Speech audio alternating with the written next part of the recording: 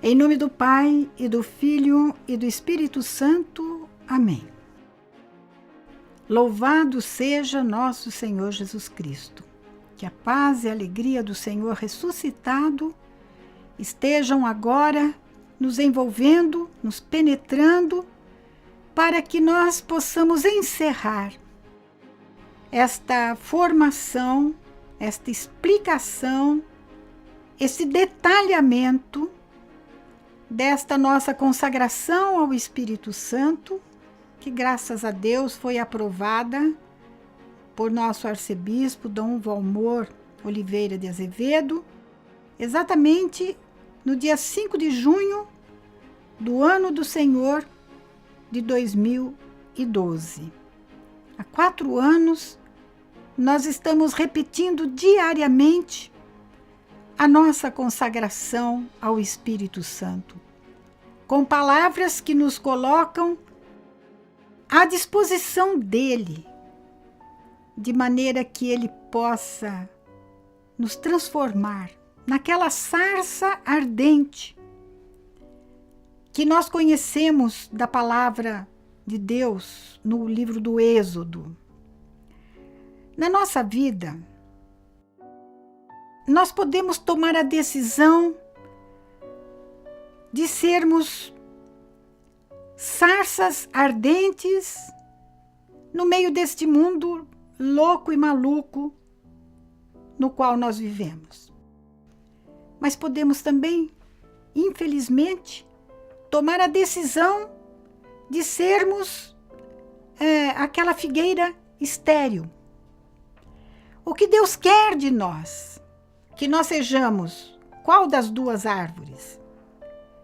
Exatamente isto que você respondeu. Deus quer fazer de nós, pelo seu Espírito, pessoas sarças, que queimem o mundo, que levem o fogo do Espírito Santo para as pessoas que estão morrendo de fome, morrendo de sede de Deus e não sabem disso.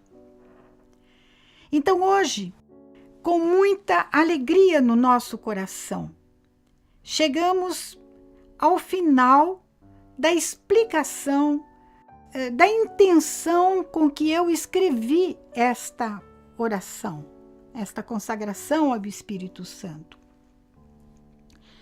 Quando nós dizemos a Ele, tudo isso vos peço e espero, o que realmente nós queremos? Parece que queremos resumir tudo que nós manifestamos naquilo que nós rezamos anteriormente.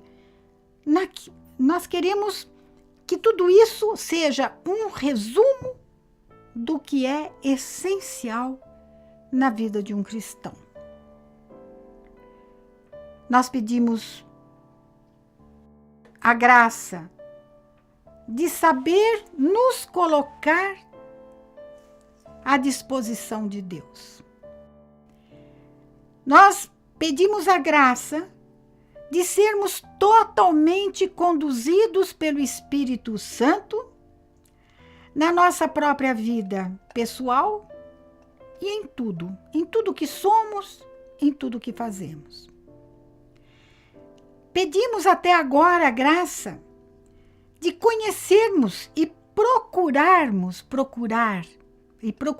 fazer a vontade de Deus. Conhecer e praticar a vontade de Deus. Pedimos também que nós possamos receber de Deus a graça de favorecermos no nosso interior um espaço de liberdade para que o Espírito Santo possa agir em nós, nos dando ou nos tirando aquilo que não sabemos entregar ou não queremos entregar e aquilo que nós precisamos e não temos coragem de pedir. Tudo isso que nós falamos para o Espírito Santo, todas essas graças, Espírito Santo, nós pedimos e esperamos.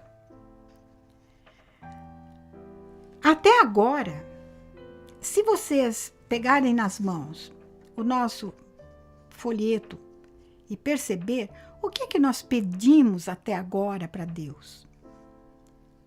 Pedimos o reino de Deus. Nós simplesmente colocamos num concreto, tentando viver aquilo mesmo que Jesus nos ensinou no Evangelho de São Mateus, no Sermão da Montanha, no capítulo 6. Depois de Jesus falar, olhem, não se preocupem com o que vocês vão comer, com o que vocês vão beber.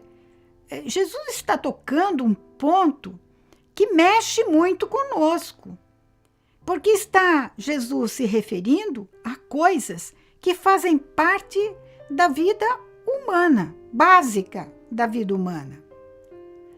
O que comer e com que nos vestir. E mesmo assim, Jesus que veio morar no meio de nós e experimentar a necessidade que nós temos dessas coisas, e ele teve a coragem de dizer: vosso Pai que está nos céus sabe que precisais de tudo isso. Mas buscai em primeiro lugar o reino de Deus e a sua justiça, e todas essas coisas vos serão dadas por acréscimo. Tudo que nós pedimos até agora nessa consagração ao Espírito Santo como graça, é exatamente o reino de Deus dentro de nós. O reinado de Deus dentro de nós. Criamos, com a nossa adesão a Jesus, um espaço interior onde a vontade de Deus possa encontrar um espírito bem disposto para fazer o que Deus quer. E isto é o reino de Deus. Por isso, tudo isso, Senhor, que nós acabamos de pedir ao longo desta consagração, no fundo, é o vosso reino, é o vosso reinado na nossa vida. Mas estamos diante de uma situação que nos leva a pensar: puxa, como eu tenho que me converter no modo de rezar.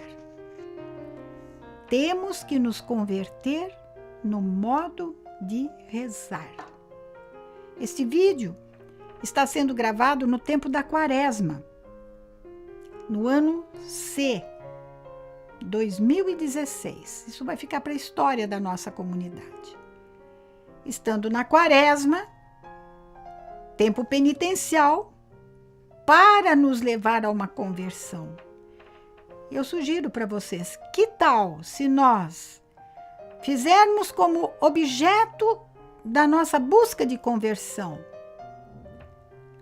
isso aplicado na nossa maneira de rezar? Então eu vou falar uma palavrinha agora sobre pedir, oração de súplica e esperar. Eu, ao longo desses meus anos de vida, principalmente de comunidade, escuto muitas pessoas, graças a Deus. Percebo que nós todos temos dificuldade para rezar. Temos sim. São Paulo até escreve que nós não sabemos o que pedir. Então o Espírito vem em socorro à nossa fraqueza, e vem mesmo. Há pessoas que têm ojeriza, têm repulsa diante de uma oração de súplica, uma oração de pedido. E os argumentos que você escuta, que nós escutamos. Deus sabe do que eu preciso, para que eu preciso pedir? Deus já sabe. A senhora acabou de ler aqui, ó. Vosso Pai que está nos céus sabe que precisais de tudo isso. Então, para que eu vou pedir? Segunda objeção. Eu não gosto muito de pedir as coisas para Deus, não, porque tem pessoas que precisam muito mais do que eu, né? Tem pessoas que vivem uma situação de vida muito pior do que a minha, como se Deus, assim, ele se esgotasse, né? Ele fosse uma pessoa que não dá para atender todo mundo. Então, ele faz uma seleção daqueles que precisam mais. Deus não é assim. Isso é uma objeção muito que disfarça uma rejeição pela oração. Outras pessoas dizem, para que eu vou amolar Deus com os meus pedidos? Ele deve estar ocupado com muitas coisas. Isso daqui é uma mixaria que eu estou pedindo. Não vou pedir, não. Na Bíblia nós temos um exemplo de um rei a quem o profeta Isaías chegou e falou assim, peço uma graça. E ele disse, não, eu não vou incomodar Deus. No fundo, ele não acreditava que Deus pudesse fazer alguma coisa para ele. Nós temos, assim, com relação à oração do pedido, e até agora, nessa consagração, nós só pedimos a Deus graça sobre graça, né? Nós temos onde nos basear a respeito da oração de súplica? Temos, sim, fundamentos maravilhosos. Primeiro, Jesus rezou, e rezou muitas vezes. Jesus rezava. Ele, o Filho de Deus, rezou e nos ensinou a rezar. E a oração que Jesus ensinou a rezar é oração de súplica, do começo ao fim. É uma oração de pedido. Em segundo lugar, Jesus não só rezou, não só rezava, não só ensinou a rezar, como ele mandou que nós pedíssemos, que nós batêssemos e que nós procurássemos. Pedi e recebereis. Uma exortação de Jesus para nós. E Jesus não disse para a gente assim, rezem só em determinadas ocasiões. Olha bem, no Evangelho de São Lucas, que é o evangelista deste ano C, no Evangelho de São Lucas, no capítulo 18, versículo 1, está escrito, Jesus contou aos discípulos uma parábola para mostrar-lhes a necessidade de orar sempre, sem nunca desistir. Eu queria parar um pouquinho nesta palavrinha, sem nunca desistir, e pegar o gancho para o que nós dizemos no encerramento dessa consagração. Tudo isso vos peço e espero. Quando Jesus fala assim, sem desistir, sem nunca desistir, e depois ele dá o exemplo, né? Ele conta a parábola da viúva que foi importunar o juiz até que o juiz falou, tá bom, eu vou levantar, eu vou te dar o que você quer e vai embora. Deu porque queria se ver livre daquela mulher. Vale a pena vocês lerem o capítulo 18 de São Lucas.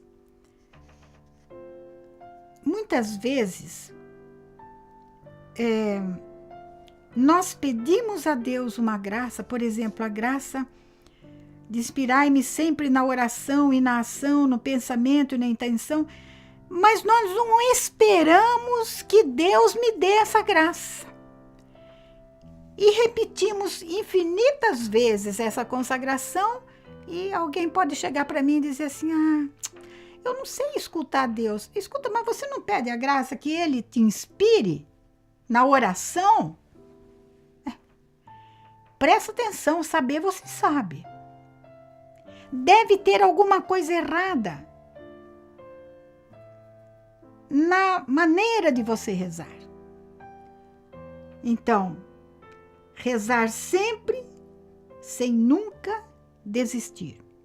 São Paulo vai na mesma trilha de Jesus, quando na primeira carta aos Tessalonicenses, capítulo 5, versículo 17, ele diz: orai sem cessar.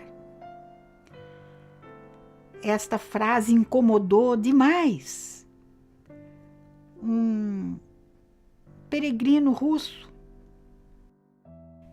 que queria descobrir o que é que o apóstolo queria dizer com essa palavra. Orai sem cessar. Como é possível a gente orar sem cessar? Depois de muitas experiências contadas, de muita busca nos vários padres, né, espirituais, os pais espirituais, um deles deu uma resposta que encheu o coração e ensinou para ele a oração contínua. Quando ele perguntou para esse monge o que o apóstolo quis dizer com orai sem cessar, e o Starets, que é o pai espiritual, disse: é a oração contínua, repetitiva do santo nome, o nome de Jesus. O nome de Jesus contém todas as aspirações humanas, mas isso é assunto para outras coisas, para outra ocasião. Orar sem cessar, sem nunca desistir. Quem desiste? Desiste porque não soube esperar. Não soube esperar por quê? Porque não confia que Deus tem sempre uma graça para dispensar para aqueles que o buscam de coração sincero. Esperar. Isto é, esperar tem tudo a ver com a paciência. Tem tudo a ver com aquela palavra do Eclesiástico que nos manda sofrer as demoras de Deus. Porque Deus não anda segundo o nosso tempo. O nosso Deus tem o tempo dele. Não é Deus que tem que entrar no nosso tempo. Somos nós que temos que estar no tempo de Deus, no compasso de Deus. Então, por isso, saber esperar, ter paciência, pensar que, por mais que eu faça esses pedidos com coração sincero e não perceba que está acontecendo alguma coisa, alguma mudança na minha vida, é uma graça de Deus que você descubra, ou não, mas que você saiba que nenhuma oração é perdida para Deus. Deus sempre nos atende. E se eu não consigo ver aquele desejo com que eu rezo, por exemplo, esta consagração ao Espírito Santo, se eu não consigo me perceber assim, despojada, abandonada em Deus, eu tenho que ter a sabedoria de me convencer que Deus está fazendo a obra, embora Ele não seja obrigado a mostrar para mim o que Ele está fazendo. Eu posso não perceber o quanto Deus está me transformando, mas Ele está me transformando. Posso não perceber. Isso é uma provação, é uma dureza para a nossa fé. Mas o que Deus quer de nós? Volto a repetir aquela palavra que é primordial, tem um valor absoluto para nós. O Deus no qual nós cremos merece toda a nossa confiança. Para que tudo isso possa ser realidade, nós terminamos dizendo: tudo isso vos peço e espero, primeiro, para o bem da Santa Igreja. Qual é a minha intenção de pedir que Deus faça de mim uma sarça ardente? Qual é a minha intenção ao pedir que eu seja uma pessoa cheia do Espírito Santo, conduzida pelo Espírito Santo, depositária da ação renovadora do Espírito Santo? Qual é a minha intenção? Primeiro, dar glória a Deus e que esta ação do Espírito Santo, que cria em mim uma nova criatura, redunde em graça para o bem da Santa Igreja. Faça a nossa igreja ser cada vez mais ela também aquela sarça imensa, grande, fulgurante, uma fogueira para incendiar o mundo. Mas para ela ser isso, seus membros, seus filhos, precisam ser pequenas sarças ardentes, para o bem da Santa Igreja. E para isso eu conto, com toda certeza, com a intercessão de Nossa Senhora. Essa Senhora que nós chamamos de Rainha. Esta Nossa Senhora que é a Mãe de Misericórdia. A vida, a doçura, a esperança nossa. Esta maravilhosa Mãe que Jesus nos entregou na cruz antes de morrer. Esta que a Igreja proclama, que nós proclamamos na nossa consagração a Jesus pelas mãos de Maria. Nossa Senhora, Mãe de Deus e Mãe da nossa comunidade. Mãe de Deus e nossa Mãe, Mãe da Igreja e da nossa comunidade. Se ela intercedeu para que uma festa de casamento não acabasse pela falta de vinho, se ela antecipou a hora de seu filho, como é que ela não estará intercedendo por nós que queremos ser como ela foi, disponível ao Espírito Santo? É claro que ela está, sim, intercedendo por nós. E terminamos sempre em nome de Jesus. Quando nós falamos isso, em nome de Jesus, nós estamos falando o seguinte. Eu acho que, às vezes, não sei se vocês concordam comigo, mas eu acho tão exageradas algumas pessoas que vai tomar café, o que você vai fazer agora? Vou tomar café em nome de Jesus. E depois o que você vai fazer? Depois eu vou no shopping, em nome de Jesus. É tudo, isso para mim, é usar o nome de Deus em vão. Olhem bem, queridos, presta atenção. Quando nós falamos em nome de Jesus, nós estamos dizendo para o Pai, para o Espírito Santo: olha, Pai, foi Jesus que mandou pedir o Espírito Santo. E eu estou fazendo como Jesus mandou. Percebem? Mas isso não pode ser uma estratégia. Isto tem que ser uma realidade.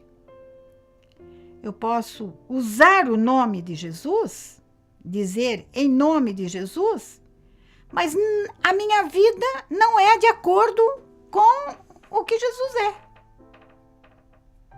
Então eu posso repetir milhões de vezes em nome de Jesus e não acontecer nada. Está me ocorrendo aqui a lembrança de uns exorcistas que os apóstolos enfrentaram em Atos dos Apóstolos. E esse exorcista viu os apóstolos expulsando o demônio de uma pessoa e quiseram também fazer a mesma coisa. Só que eles não podiam dizer como os apóstolos diziam, em nome de Jesus. Deixa essa pessoa, largue, saia. Porque ele não conhecia Jesus, mas ele dizia, olha, em nome daquele Jesus que eles acreditam, no qual eles acreditam. Os apóstolos acreditam. Não pode ser assim. Então, meus queridos, eu preciso ter intimidade e comunhão de vida com Jesus, para que quando eu digo no final, intercessão de Nossa Senhora e em nome de Jesus, realmente seja de verdade. Eu seja uma embaixadora de Jesus. Estamos com 27 minutos de gravação. Então eu sugiro que agora o grupo que está reunido, né, ao encerrar este vídeo, não se disperse não, mas vá assim partilhando, né, até cumprir o horário, vá partilhando assim o que você escutou hoje e que mexeu com você, certo? Então nós vamos ao compromisso desta semana. Insisto muito em que vocês escrevam aquilo que responde às perguntas que eu coloco, ao exercício que estamos fazendo, para você, na hora da partilha, não ficar perdido em palavras que rodeiam e acabam não dizendo o que tem que ser dito. Então, você vai escrever para partilhar. Primeiro, o que você vai fazer nessa semana? Tentar perceber se nas suas próprias orações há algum elemento que demonstre a sua confiança em Deus. Certo? Toda essa nossa consagração. E esse final, eu peço e espero. Então você vai pensar assim, talvez contar até uma experiência vivida de oração que você pediu e teve que esperar, mas a coisa finalmente aconteceu. E, segundo, qual foi o período de sua vida em que mais você se dedicou à oração? Sim, por quê? Porque a nossa vida oscila muito, né, gente? Tem picos. Então, ora eu estou no Monte Tabor, né? Um período alto de oração, ora eu estou lá na fossa, lá no vale escuro, vale das trevas, não tenho tanto elan de oração. Qual foi o período da sua vida em que mais você se dedicou à oração? E qual foi a graça que recebeu de Deus e que você percebeu ter recebido de Deus? Louvado seja nosso Senhor Jesus Cristo. Em nome do Pai, e do Filho e do Espírito Santo. Amém.